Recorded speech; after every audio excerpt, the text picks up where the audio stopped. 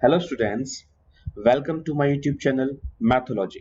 Operations on set की तो ये इस टॉपिक का यानी कि चैप्टर का सबसे इम्पोर्टेंट पार्ट है, जो आपका 4 नंबर या फिर 6 नंबर का एक क्वेश्चन यहाँ से बनता है।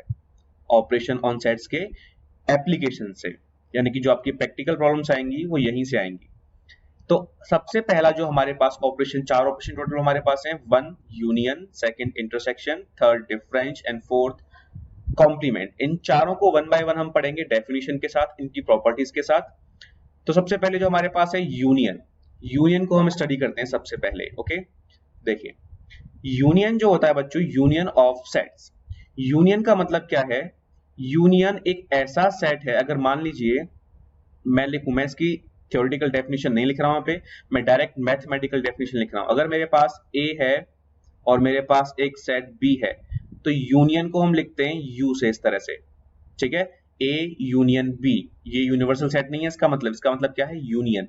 सो A union B is equals to, मैं इसको सेट बिल्डर फॉर्म में लिखता हूं। देखिए, set of all x such that X belongs to A और एक्स बिलोंग्स टू बी। अब इसका मतलब क्या है? इसका मतलब मैं आपको एग्जांपल से समझाता हूं। देखिए, हम दो सेट के यूनियन की बात कर रहे हैं, तो देखिए यहाँ पे मैं एग्जांपल कंसीडर करता हूं। एक मेरे पास एक सेट है a is equals to 1 2 3 4 and b मेरे पास एक सेट है a b 3 4। ये मेरे पास दो सेट हैं, a के अंदर 1 2 3 4, b के अंदर a b 3 4।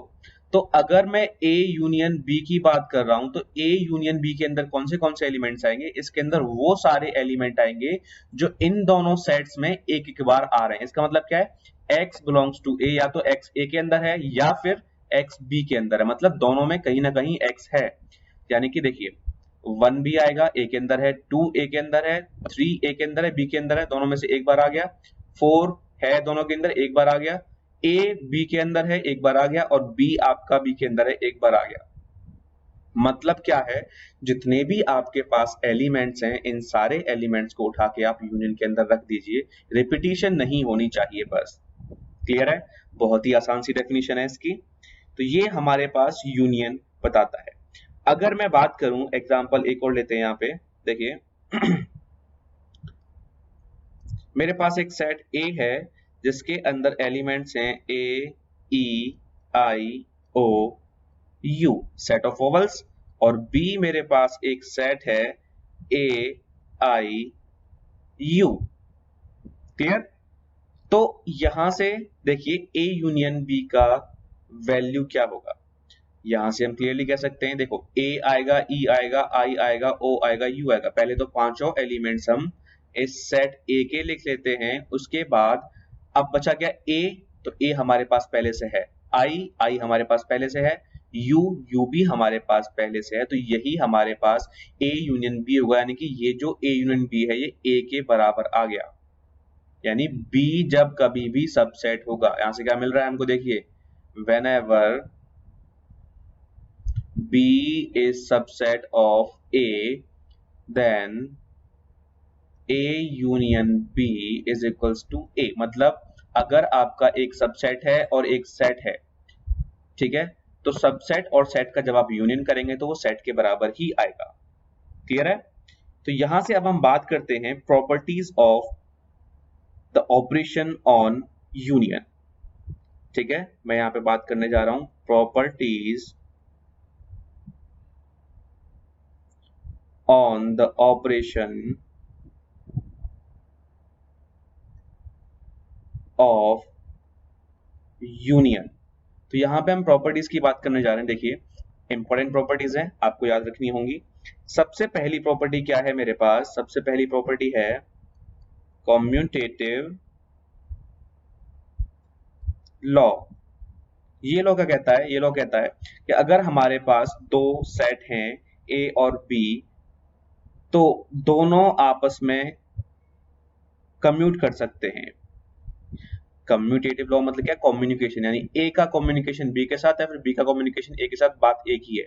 अगर मैं आपसे बात करूं या आप मुझसे बात कर रहे हो तो बात एक ही होगी ना वो। तो इसी तरह से हम कहते हैं कि कम्यूटेटिव लॉ को फॉलो करता है। क्लियर?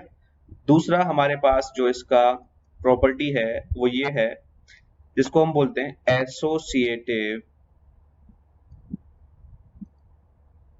लॉ। एसोसिएटिव लॉ में क्या होता है? एसोसिएटिव लॉ में ये होता है, देखिए कि अगर मेरे पास तीन सेट हैं कुछ इस तरह से, ए यूनियन बी, ये आपस में कम्युनिकेट कर रहे हैं अंदर, और बाहर मेरे पास एक सी है, तो यहाँ पे जो हमारा ब्रैकेट है वो एसोसिएट करता है, यानी कि ए यूनियन बी यूनियन सी।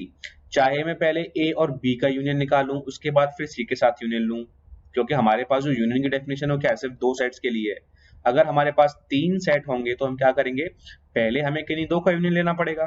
तो अगर हमारे पास सिचुएशन कुछ ऐसी है कि ए यूनियन बी ब्रैकेट के अंदर है, उसके बाद यूनियन सी है, तो अब आप सोचेंगे कि पहले ए और बी का यूनियन लूं या फिर बी और सी का यूनियन लूं पहले। तो आप किसी का भी यूनियन पहले ले सकते हैं, कोई दिक्कत वाली बात नहीं होगी। Okay so third point is law of identity। law of identity, तो ये लॉ क्या कहता है? ये लॉ कहता है कि अगर हमारे पास सेट है और इसका अगर मैं यूनियन ले लूं फाई के साथ, तो मुझे सेट इटसेल्फ ही मिलेगा। यानी कि फाई के साथ सेट का यूनियन लेने पर उस सेट के अंदर कोई भी चेंज नहीं आ रहा है, इसलिए इसको हम कहते हैं लॉ ऑफ आइडेंटिटी। और यहाँ पे हमारे पास जो फाई है, ये फाई क्या है?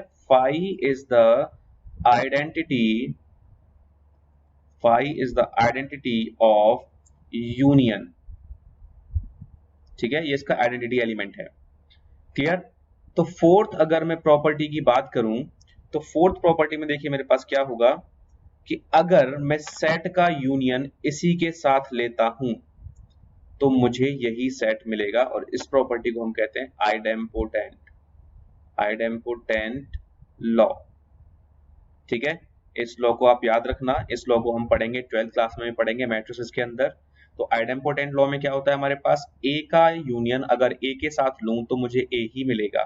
ओके, एंड लास्ट जो मेरे पास है वो ये है कि अगर मैं यूनिवर्सल सेट का यूनियन ए के साथ लूं तो मुझे यू मिलेगा, यानी कि यूनिवर्सल सेट ही मिलेगा, और इसको हम कहते हैं लॉ ऑफ यूनिवर्सल सेट, यानी कि यू।